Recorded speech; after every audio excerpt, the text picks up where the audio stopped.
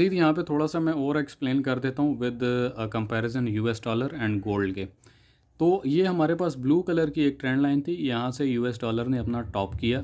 तो यहाँ से कंपैरिजन विद गोल्ड अगर देखते हैं तो हमारे पास ये वाला एक लेवल था जो कि 1910 का लेवल था।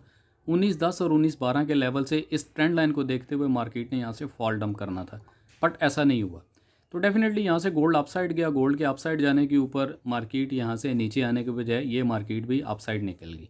तो सम टाइम मार्केट में ये सिचुएशन होती है, but as according and expected अगर हम यूरो का इसके साथ कंपैरिजन करते हैं तो हमारे सामने जो एक यूरो की मूव है वो कुछ इस तरह से है। क्यों DXY ने इस तरह से परफॉर्म किया? DXY का जो परफॉर्म था वो ये था और यूरो का परफॉर्म ये था। बट गोल्ड की अगर परफॉर्मेंस देखते हैं हम तो गोल्ड ने इस तरह से परफॉर्म नहीं किया। दोनों ने एक दूसरे के एज इक्वलेंट और